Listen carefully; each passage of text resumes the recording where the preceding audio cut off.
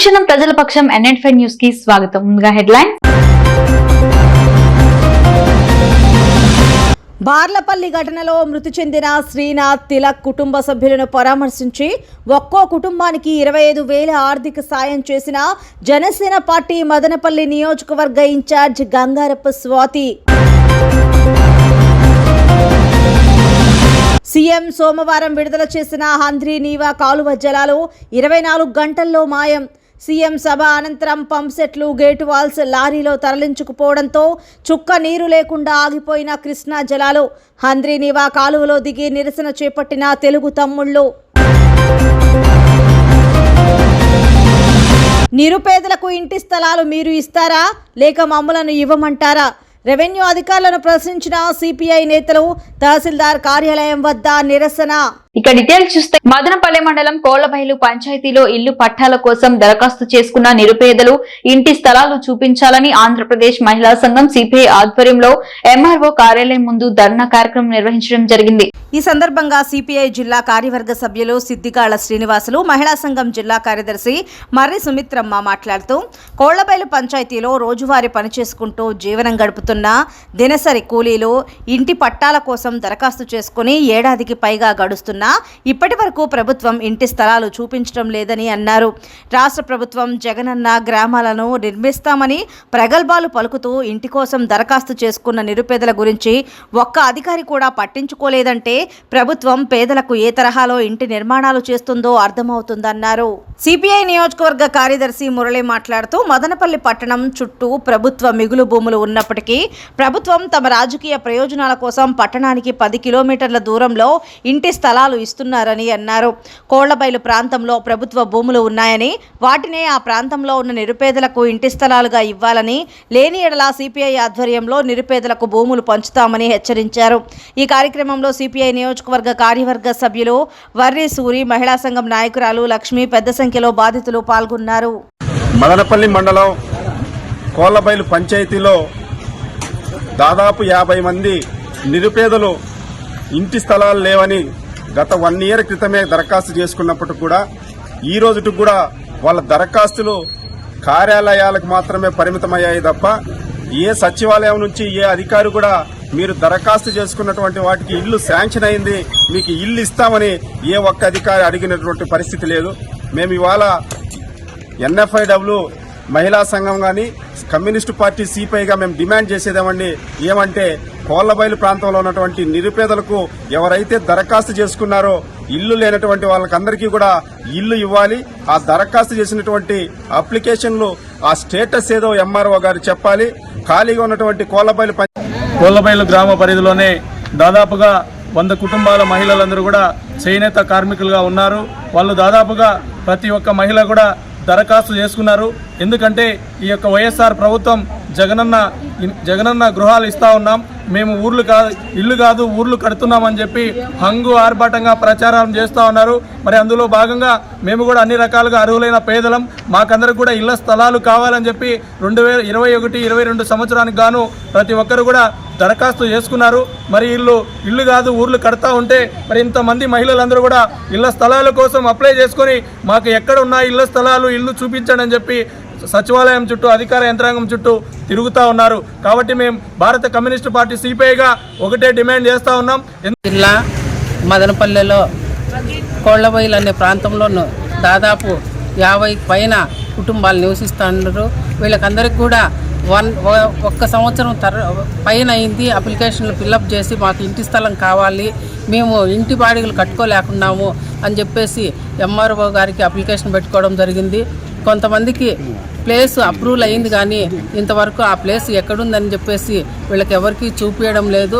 మేము అడిగేది ఏంటంటే తక్షణమే ఎవరైతే అప్లికేషన్లు పెట్టినారో, ఎవరికైతే ప్లేస్ అప్రూవల్ అయిందో వాళ్ళకందరికీ కూడా వెంటనే ఆ స్థలాన్ని చూపించాలి. వాళ్లకు ఆ స్థలాన్ని చూపిన పక్షంలో మేము ఇంటి స్థలాలకు అప్లై చేసి ఒక 1 ఇయర్ అవుతుంది, ఇంతవరకు మాకేం ఇవ్వలేదు. అయితే ప్లేస్ కూడా ఏం చూపించలేదు, అన్నీ అప్రూవ్ అయినాయి. కట్టుకోలేక అందరూ బాడిగిళ్ళల్లో ఉన్నారు. ఇప్పుడు అక్కడ ప్లేస్ ఖాళీగానే ఉంది కాబట్టి అది చూపిస్తే అందరూ ఇల్లు కట్టుకుంటారు. మదనపల్లె ముఖ్య కేంద్రంగా రక్తదానం, ఫుడ్ బ్యాంక్, ఫ్యాట్ బ్యాంక్ సేవలతో పాటు క్యాన్సర్ బాధితులకు మానసికంగా తోడు నిలవాలనే గొప్ప ఆశయంతో హెల్పింగ్ మైండ్స్ హెయిర్ డొనేషన్ కార్యక్రమంకు శ్రీకారం చుట్టింది. స్వచ్ఛందంగా మహిళలు, చిన్నారులు తమ కేశాలను దానం చేసి గొప్ప మనసును చాటుకుంటున్నారు. మదనపల్లెకు చెందిన కృష్ణ ధర్మపత్ని గాయత్రి స్వచ్ఛందంగా ముందుకు వచ్చి క్యాన్సర్ బాధితుల కోసం కేశాలు దానం చేసి ఆదర్శంగా నిలిచారు. గాయత్రికు ప్రశంసా పత్రంతో పాటు పూల మొక్క బహుకరించి అభినందించిన హెల్పింగ్ మైండ్స్ బృందం. ఈ సందర్భంగా హెల్పింగ్ మైండ్స్ వ్యవస్థాపకుడు అబూబకర్ సిద్దిక్ మాట్లాడుతూ క్యాన్సర్ బాధితుల కోసం ఇప్పటికీ 42 మంది కేశాలు దానం చేశారని, రాష్ట్ర వ్యాప్తంగా క్యాన్సర్ బాధితులకు విగ్గులు తమ సంస్థ ఉచితంగానే అందిస్తుందని పేర్కొన్నారు. ఈ కార్యక్రమంలో హెల్పింగ్ మైండ్స్ సభ్యులు పవన్, కిరణ్ తదితరులు పాల్గొన్నారు. అందరికీ నమస్కారం. హెల్పింగ్ మైండ్స్ గత దశాబ్ద కాలం నుండి ఎన్నో సేవా కార్యక్రమాలు చేస్తూ ముందుకు సాగుతుంది.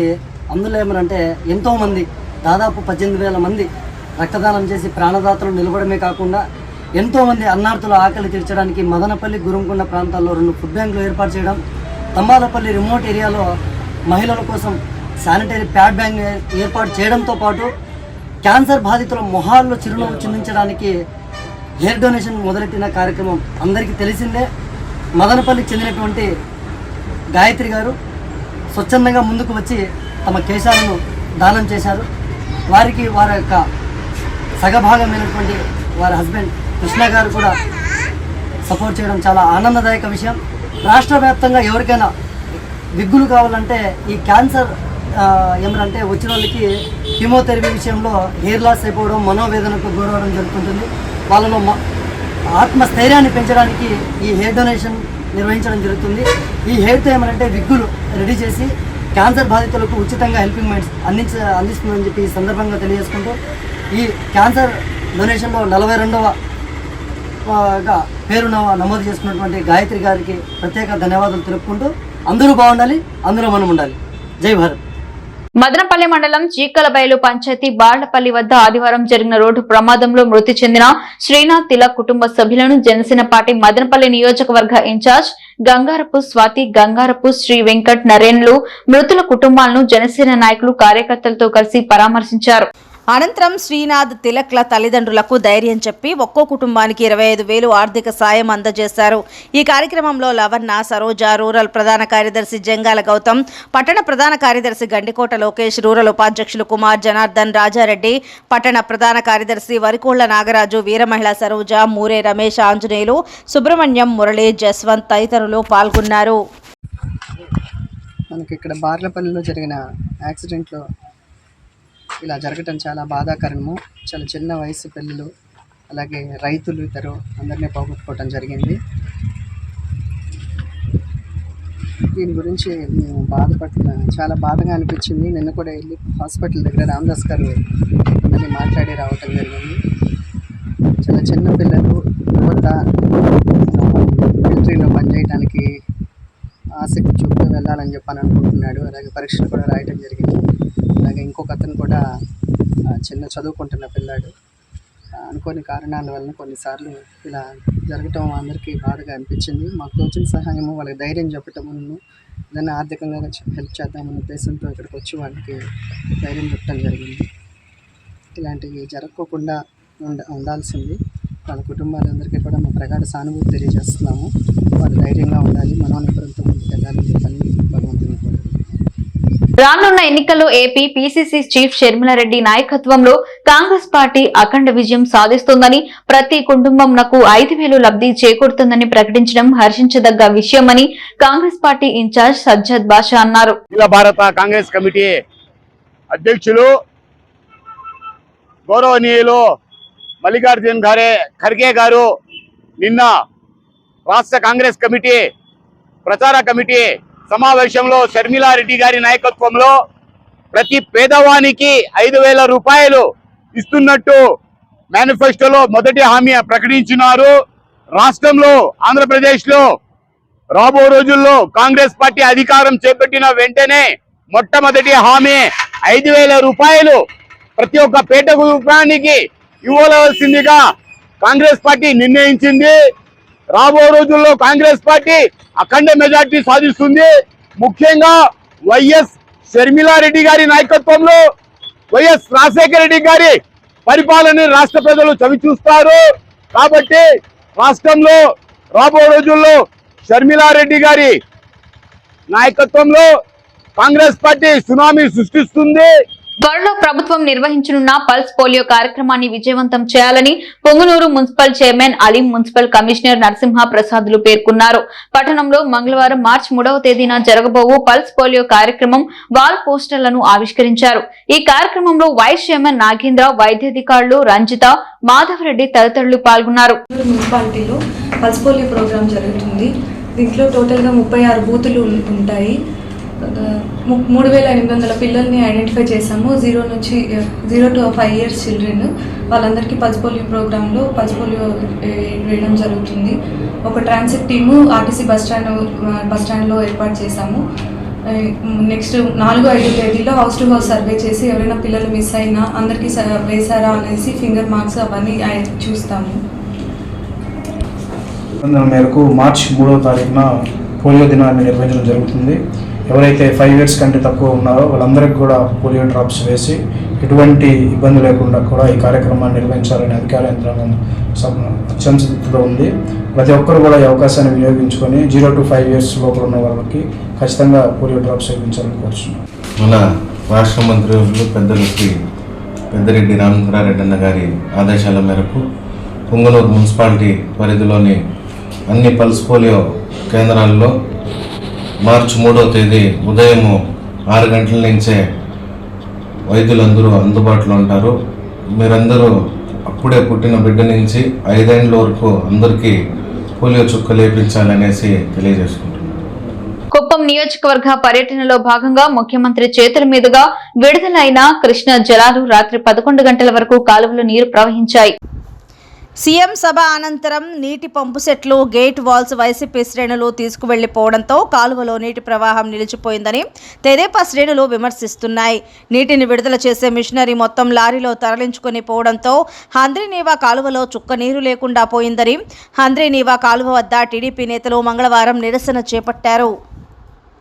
రాష్ట్ర ముఖ్యమంత్రి జగన్మోహన్ రెడ్డి గారు మన కుప్పం ప్రాంతానికి హంద్రీనీవా కాలువ నీళ్లు వదులుతామని హెలికాప్టర్లో వచ్చారండి. వచ్చి అక్కడ ఆడో స్టాక్ అయిన నీళ్లు వదిలేసాడు. నిన్న 11:30కి అట్లా వదిలింటాడు అనుకుంటా. రాత్రి 10:30కి తీరా నిలిచిపోయింది. ఇదే హంద్రీనీవా కాలువలోనే ఎంకేపురం గ్రామస్తులు మన టీడీపీ కార్యకర్తలు అందరూ కూకొని ఉన్నాము. ఎందుకండి ఈ మోసాలు? జనాల్ని ఎందుకు మోసం చేస్తారు చెప్పండి.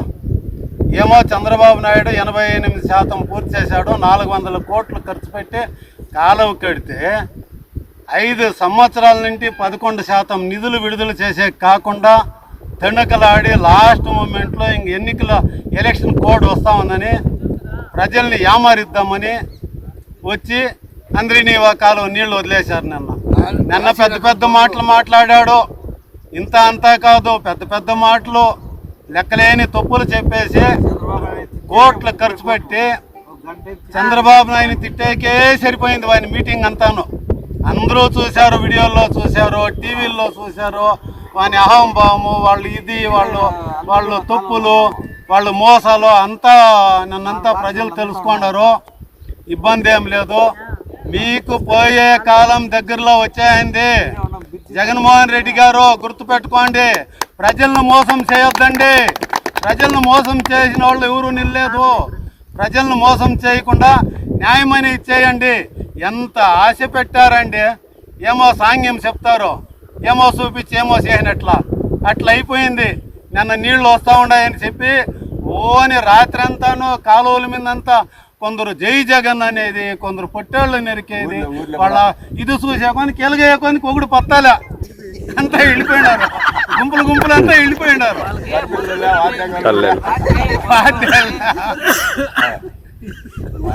ఇదండి వాస్తవ పరిస్థితి. ఇదే హంద్రీనీవా కాలువ. ప్రఖ్యాతగాంచిన ఇంజనీరింగ్ కళాశాల Madanapalle institute of technology and science కళాశాల కరెస్పాండెంట్ డాక్టర్ ఎన్ విజయభాస్కర్ చౌదరికి excellence award in education sector అవార్డును అందుకున్నారు. తెలంగాణ రాష్ట్ర శాసనసభాపతి గడ్డం ప్రసాద్ కుమార్ చేతుల మీదుగా ఈ అవార్డును అందుకున్నారు. హైదరాబాద్లోని రవీంద్ర భారతిలో జరిగిన అతిథి జాతీయ తెలుగు మాసపత్రిక దశాబ్ది వేడుకలలో ఈ అవార్డును అందుకున్నట్లు కళాశాల ప్రిన్సిపల్ డాక్టర్ సి యువరాజ్ అన్నారు. ఉన్నత విద్యలో మిట్స్ కళాశాల correspondent doctor N Vijayabhaskar Chowdary సాధించిన పరిశోధనలు, విద్యా ప్రమాణాలు, సాంకేతిక రంగంలో చేసిన సేవలను గుర్తించి ఈ అవార్డు లభించిందని ఆయన తెలిపారు. సీనియర్ పాత్రికేయులు వెంకటేశ్వరరావు, తెలంగాణ ఉన్నత విద్యా మండలి చైర్మన్ ప్రొఫెసర్ లింబాద్రి తదితరులు ఈ అవార్డు కార్యక్రమంలో పాల్గొన్నారు. కళాశాల executive director Keerthi Nadella, principal doctor C Yuvaraj, విద్యార్థులు, సిబ్బంది తదితరులు కరెస్పాండెంట్ డాక్టర్ ఎన్ విజయభాస్కర్ చౌదరికి అభినందనలు తెలియజేశారు. అనుక్షణం ప్రజల పక్షం NNTV న్యూస్ ఇంతటితో సమాప్తం. తిరిగి రేపు బులెటిన్ లో మళ్ళీ కలుసుకుందాం. అంతవరకు సెలవు, నమస్కారం.